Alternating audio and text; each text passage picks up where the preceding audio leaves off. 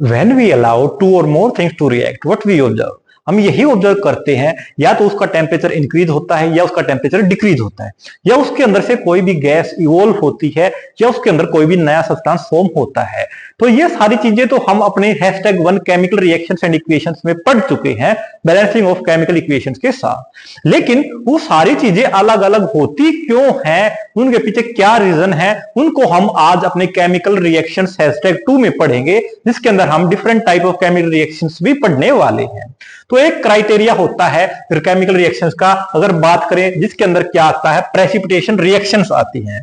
इसमें क्या होता है, जब कोई भी दो लिक्विड्स मिक्स अप होते हैं और एक नया सॉलिड फॉर्म करते हैं, वो होता है प्रेसिपिटेट फॉर्मेशन। वो उस तरह की रिएक्शन को प्रेसिपिटेशन रिएक्शंस बोलते हैं। ऑक्सीडेशन रिएक्शन को हम पढ़ने वाले हैं। एसिड बेस रिएक्शंस, जितनी भी रिएक्शंस होती हैं वो एसिड बेस रिएक्शंस ही होती हैं। उसके अलावा हम पढ़ेंगे कंबशन रिएक्शंस क्या होती है। तो उसके अकॉर्डिंग एक क्राइटेरिया और होता है जिसमें हम पढ़ने वाले हैं combination reaction, decomposition reaction, displacement, double displacement, oxidation, reduction, redox reactions. और ऐसे अगर हम देख लेते हैं synthesis reaction, decomposition, single replacement, double displacement, replacement, ये सारी चीजें क्या होती हैं। First thing, we don't have to get confused with the word replacement and the displacement. इनमें ज्यादा डिफरेंस नहीं है, ये लगभग सिमिलर वर्ड्स है। इनके बारे में भी डिस्कस करेंगे द कमिंग टाइम। तो अगर पहले बात कर लेते हैं कॉम्बिनेशन रिएक्शन क्या होती है। जनरल नाम से ही पता लग रहा है, it not a big deal, कि कॉम्बिनेशन क्या होता है। जब हम किसी भी दो या दो से अधिक रिएक्टेंट्स को क्या करेंगे, कंबाइन करवाएंगे, और वो हम एक single compound as a reactant नहीं, एज ए प्रोडक्ट जब प्रोवाइड करवाएंगे, वो क्या होगी, कॉम्बिनेशन रिएक्शन। जैसे अगर बात करें ए और बी, दो क्या है, रिएक्टेंट्स, और ये हमें क्या दे रहे हैं, एक सिंगल प्रोडक्ट दे रहे हैं ए बी। ऐसे अगर एग्जांपल्स की बात करें, मैग्नीशियम और ऑक्सीजन को जब हम रिएक्ट करवाते हैं तो मैग्नीशियम ऑक्साइड फॉर्म होता है। तो इसमें देखो दो रिएक्टेंट थे और सिंगल प्रोडक्ट मिल रहा है, तो इसका मतलब ये कौन सी रिएक्शन है, कॉम्बिनेशन रिएक्शन है। सिमिलरली जब हम अमोनिया और हाइड्रोक्लोरिक एसिड को जब रिएक्ट करवाएंगे तो अमोनियम क्लोराइड फॉर्म हो रहा है, सिंगल कंपाउंड हमें मिल रहा है जब प्रोडक्ट, तो इसका मतलब ये भी क्या है, combination reaction. And one more thing, जो कॉम्बिनेशन रिएक्शन उसका दूसरा नाम क्या होता है, सिंथेसिस रिएक्शन होता है। ठीक है, हाँ। ऐसे अगर सिंथेसिस रिएक्शन के अकॉर्डिंग अगर हमसे क्वेश्चन पूछ ले तो हम क्या बता सकते हैं, जब दो और मोर सब्सटेंसेस कंबाइन करते हैं और वो मिलकर अगर एक सिंगल कंपाउंड दे रहे हैं, तो भाई वो सिंपल तो होगा नहीं, वो कुछ ना कुछ कॉम्प्लेक्स ही तो होगा। तो यही बात है, इस तरह की रिएक्शन को हम सिंथेसिस रिएक्शन भी बोलते हैं। जैसे अगर बात करें वाटर, हाइड्रोजन मॉलिक्यूल और ऑक्सीजन मॉलिक्यूल्स को जब हम रिएक्ट करवाते हैं, एक single product molecule of water को ऑब्टेन करवाते हैं, वो भी क्या है, कॉम्बिनेशन रिएक्शन और दी सिंथेसिस रिएक्शन का ही एग्जांपल है। उसके बाद बात आ जाती है डीकम्पोजिशन। एक बात समझ लीजिए, जो डीकम्पोजिशन रिएक्शन है वो कॉम्बिनेशन रिएक्शन का बिल्कुल रिवर्स है। जैसे कॉम्बिनेशन में दो या दो से अधिक सब्सटेंस मिलकर क्या देते हैं, एक सिंगल प्रोडक्ट देते हैं। इसमें क्या हुआ, एक सिंगल प्रोडक्ट डीकम्पोज होकर, ब्रेक होकर क्या देगा, दो या दो से अधिक डिफरेंट प्रोडक्ट्स देगा। अगर बात कर लें, देखिए जैसे एक जनरल फॉर्म में अगर हम बात करें तो ए बी ने क्या दिया, A+B दे दिया। ऐसे अगर कार्बन मोनोऑक्साइड देखते तो ये क्या दे रहा है, कार्बन प्लस ऑक्सीजन दे रहा है। अगर एग्जांपल्स की बात करें, जिंक कार्बोनेट ने क्या दिया, जिंक ऑक्साइड और कार्बन डाइऑक्साइड। सिंगल रिएक्टेंट था और उसने क्या दे दिए, दो अलग अलग प्रोडक्ट्स दे दिए। तो इसका मतलब ये क्या होगा, डीकम्पोज हो गया, ब्रेक डाउन हो गया, और ये किसका एग्जाम्पल हो गया, डीकम्पोजिशन रिएक्शन का। उसके बाद आता है जो हमें अगली रिएक्शंस पढ़नी है, उनके बारे में पढ़ने के लिए हमें ये चीजें तो वेल नोन होनी ही चाहिए। ये क्या है, रिएक्टिविटी सीरीज है मेटल्स की, कि हम मेटल्स को किस सीरीज में किस तरह से अरेंज करते हैं। सबसे ऊपर देखें, सबसे ऊपर समझें तो ये सबसे ज्यादा रिएक्टिव है, मींस टू से रिएक्शंस के केस में ये सबसे ज्यादा स्ट्रॉन्ग है। और जो सबसे नीचे है प्लेटिनम, इस रिएक्टिविटी सीरीज में ये सबसे वीकर है, सबसे कमजोर है, लीस्ट रिएक्टिव है। अगर बात करें, कंपेयर करें किन्हीं भी दो, जैसे मैग्नीशियम को और कॉपर को, तो मैग्नीशियम क्या है, ज्यादा रिएक्टिव, और कॉपर क्या है, कम रिएक्टिव। तो मैग्नीशियम इतना दम रखता है कि ये क्या कर सकता है, इस कॉपर को रिप्लेस कर सकता है। मिस्टर से मैग्नीशियम उन सभी एलिमेंट्स को रिप्लेस कर सकता है जो इससे नीचे लाई करते हैं इस particular reactivity series of metals में। ये बात समझ में आ गई। तो इसी के अकॉर्डिंग हम पढ़ लेते हैं कि जो डिस्प्लेसमेंट रिएक्शन क्या होती है। तो जो डिस्प्लेसमेंट रिएक्शन है, इसके अंदर क्या होगा, ये क्या सिंगल डिस्प्लेसमेंट रिएक्शन है।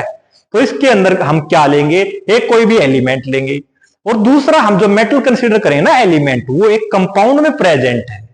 तो अगर जो बाहर वाला फ्री स्टेट वाला जो मेटल है, अगर वो ज्यादा स्ट्रोंग है, ज्यादा रिएक्टिव है, तो उस कंपाउंड में से उस पर्टिकुलर मेटल को खदेड़ देगा, क्योंकि इतना वो दम रखता है, वो इतना स्ट्रोंग है कि वो लेस रिएक्टिव को वहां से हटाकर उसकी जगह खुद एक्वायर कर सकता है।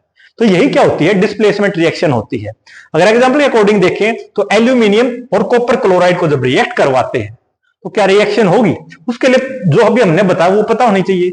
एल्यूमिनियम कहां है, ये पोजीशन पे है, और कॉपर कहां है, यहां पर। तो एल्यूमिनियम क्या है, कॉपर से ज्यादा रिएक्टिव है ना, according to reactivity series of metals. तो एल्यूमिनियम के पास इतना जोश, इतनी ताकत है, ये कॉपर को इस पर्टिकुलर कंपाउंड में से रिमूव कर सकता है।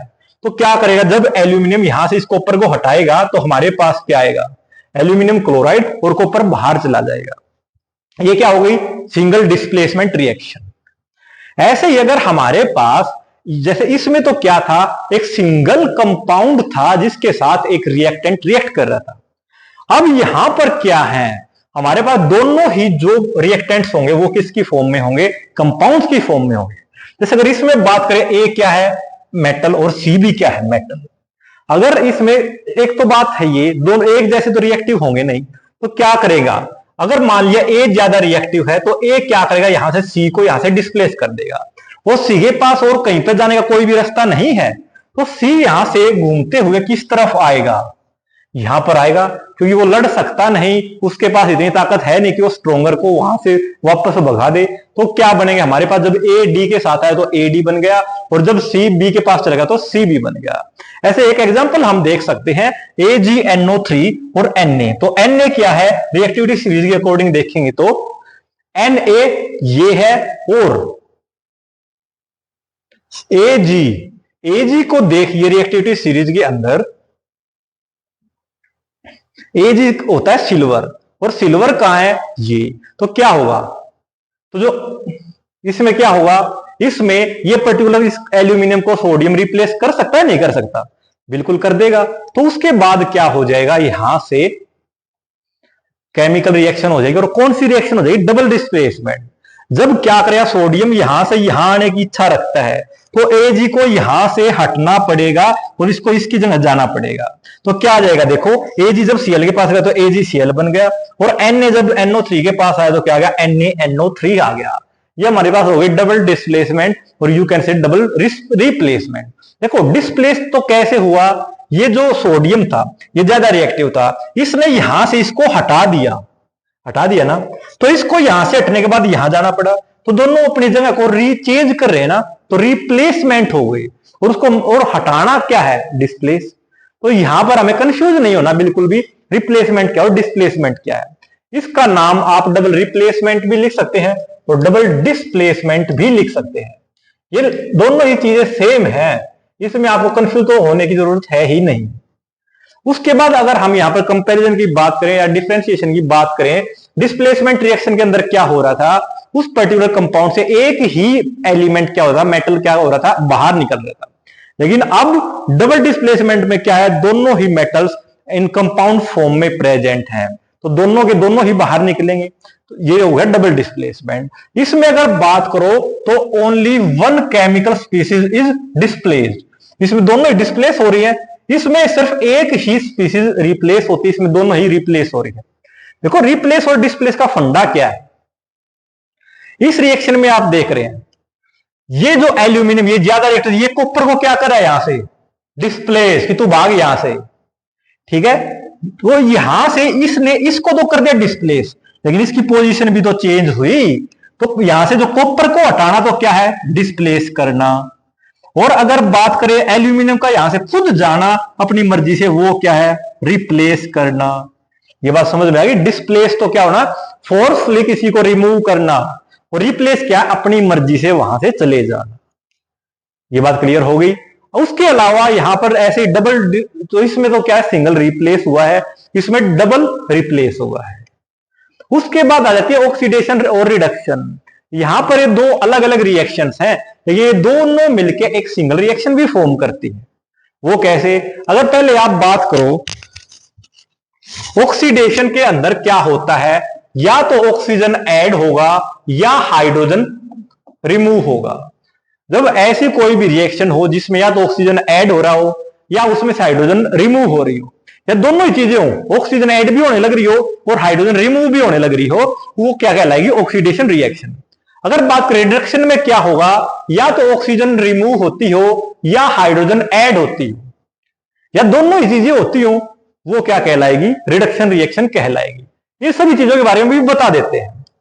अब हम यहां पर ऑक्सीडेशन और रिडक्शन रिएक्शन को एक बार ऑक्सीजन की टर्म्स में बात कर लेते हैं कि in terms of oxygen transfer, अगर किसी भी सब्सटेंस के अंदर से ऑक्सीजन ऐड होगी, अगर ऑक्सीजन गेन कर रहा होगा वो सब्सटेंस, तो वो क्या कहलाएगा? ऑक्सीडाइज। अगर उसमें से ऑक्सीजन लूज हो रही होगी तो वो क्या कहलाएगा? रिड्यूस। जैसे अगर आप यहां बात करें, ये है मैग्नीशियम। मैग्नीशियम के पास अभी ये अकेला रिएक्टेंट में जब हम देखते हैं तो मैग्नीशियम एक फ्री स्टेट में प्रेजेंट है, लेकिन जब हमने प्रोडक्ट में देखा तो प्रोडक्ट में क्या मिला? ये बन गया मैग्नीशियम ऑक्साइड। तो भैया इसमें ऑक्सीजन एडअप हो गई, तो इसका मतलब इसका क्या हो गया? ऑक्सीडेशन। लेकिन अगर यहां पर बात करें, यहां पर तो क्या था? कॉपर ऑक्साइड, लेकिन प्रोडक्ट में हमने जाके देखा तो ये अकेला कॉपर बच गया, तो इसमें क्या हो गया? ऑक्सीजन तो गायब हो गई, सब्ट्रैक्ट हो गई, तो इसका मतलब ये क्या हो गई? रिडक्शन रिएक्शन हो गई। उम्मीद है ये वाली चीजें तो क्लियर होगी होंगी कि ऑक्सीडेशन और रिडक्शन क्या है। उसके बाद बात आ जाती है, इसको दूसरे एग्जांपल से भी देख सकते हैं। ये क्या था? मैग्नीशियम। अभी आपको इसको इलेक्ट्रॉन्स के अकॉर्डिंग नहीं समझना, अभी आपको सिर्फ इसमें हाइड्रोजन या ऑक्सीजन के अकॉर्डिंग ही समझना है। मैग्नीशियम है और प्लस O2, ये तो यहां पर तो अकेला मैग्नीशियम था रिएक्टेंट में, और यहां जाके बन गया मैग्नीशियम ऑक्साइड। तो मतलब इस समय क्या हुआ? ऑक्सीजन एडअप हुई है ना। अगर ऑक्सीजन एडअप हो गई तो ये क्या होगी? Oxidation reaction. तो यहां से अगर यहां की बात करते हैं तो ये क्या होगी? Oxidation reaction. लेकिन अगर यहां से यहां की बात करेंगे तो वो क्या हो जाएगी? रिडक्शन। ये बात हमें समझ में आ गई? ये क्या हो जाएगी? रिडक्शन। चलो उसके बाद आगे देख लेते हैं। ये हमने बताया था स्टार्टिंग में, ये जो रिडॉक्स रिएक्शन है, जब ऑक्सीडेशन और रिडक्शन दोनों ही रिएक्शन एक पर्टिकुलर रिएक्शन के अंदर ही टेक्स प्लेस हो रही हो, वो क्या फॉर्म कर देती है? Redox reaction. क्योंकि जो रिडॉक्स रिएक्शन के अंदर अगर आप बात करो, रिडॉक्स क्या है? ये है रिडक्शन। और जो OX ऑक्सीड, ये किसको रिप्रेजेंट कर रहा है? ये रिप्रेजेंट कर रहा है ऑक्सीडेशन को। यहां अगर आप बात करो Fe2O3 प्लस 3CO, स्टार्टिंग में यहां पर क्या था? आयरन ऑक्साइड था, लेकिन जब प्रोडक्ट में जाके हमने देखा तो ये क्या बना? सिर्फ Fe बना। ये तो हो गई हमारी रिडक्शन, क्योंकि इसमें से ऑक्सीजन क्या हो गई? रिमूव हो गई। दूसरी अगर बात कर लेते हैं, यहां पर क्या है? CO। इसमें हमने देखा CO की बजाय यहां आके तो CO2 हो गया। तो O2 कैसे हुआ? इसके अंदर ऑक्सीजन ऐड हुई तभी तो हुआ ना। तो इसका मतलब ये क्या होगी? Oxidation reaction. इसके अलावा दो टर्म्स और आती है, वो क्या क्या आती है? वो आती है ऑक्सीडाइजिंग एजेंट, और दूसरी आती है भाई रिड्यूसिंग एजेंट।